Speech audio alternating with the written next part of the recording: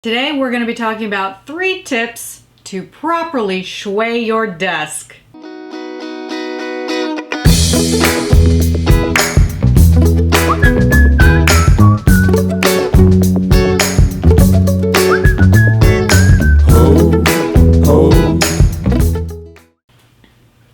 Hey everyone, welcome to the show. Hoping that I've set up the camera so that you can't see just the craziness that's going on my desk today.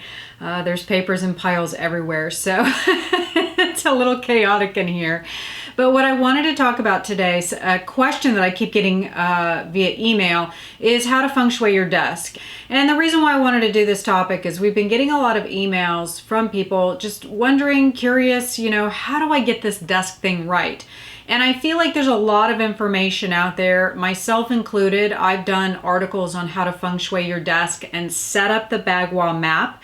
As far as, you can go back and watch videos on what the Bagua map is. But laying that grid out on your desk and where to place items. There's tons of videos and articles on that. So today what I wanted to talk about is how to properly choose the right desk to start getting the shui right. I feel like the how to feng shui your desk is kind of putting the cart before the horse, right? We're assuming that you have the right desk to begin with.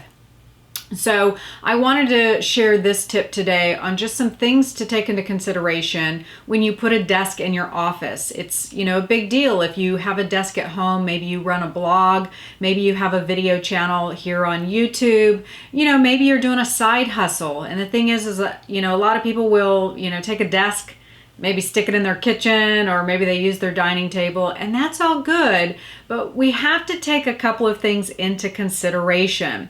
So first and foremost, we have to look at the size of your desk. If it's too small, this can really affect your overall knowledge and the knowledge that's coming in. It can limit it. So if your knowledge is limited, it can be really hard to grasp those big ideas. It can be really hard to draw things in because your thinking is too small. Now on the flip side of that, if your desk is too big, you could feel scattered. We won't look at my desk right now because it is a big desk. But it can make you feel really, really scattered, and it can make you feel like you can't grasp things because there's too many details. So what can happen is you can get lost in those details. So you have to be very cognizant of the type of desk that you have and what type of work you're doing. I happen to have a really big desk, and I'm dating myself, but this desk is actually 10 years old. I had it custom made by a local artist, and back in the day I used to, open up blueprints, and so I needed a large desk to be able to do that.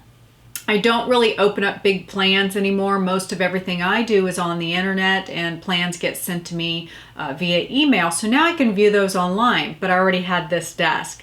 But it still does work for me because I'm always working on a lot of projects. So be mindful of the type of job you have and the type of work you do. The other thing that I want to mention is you have to be cognizant of the material. I see this a lot where people work at the dining table, which is made of glass, or they have a glass desk, and this is highly unadvisable. Glass can really represent instability. It can represent breakability. And when you're doing big things and trying to grab a hold of big ideas, those are 2 elements that you really don't want to add to your overall practice, right? If you're doing big things on YouTube, maybe writing a fantastic blog, and you're starting to bring in maybe new employees or people to help you, or you're drawing in new clients, you don't want instability. You don't want breakability, because what that can lead to is criticism. And so those are things when you're working on any type of project, you don't want to draw in that chi. Make sense? All right, everyone. I hope that this really quick tip helps you on your journey to feng shui your desk properly and get that energy right so that you can start working on those big projects in a big way and start manifesting the things that you dream of most. If you'd like more information on me, you can head on over to my website, which is gatesinteriordesign.com. You can find out more information and quick tips on feng shui on my podcast, which is Home Energy Design. And you can also look at this amazing channel here on YouTube. I have over 100 videos with all kinds of additional quick tips on Feng Shui. All right, everyone, trust the vibe because the energy never lies.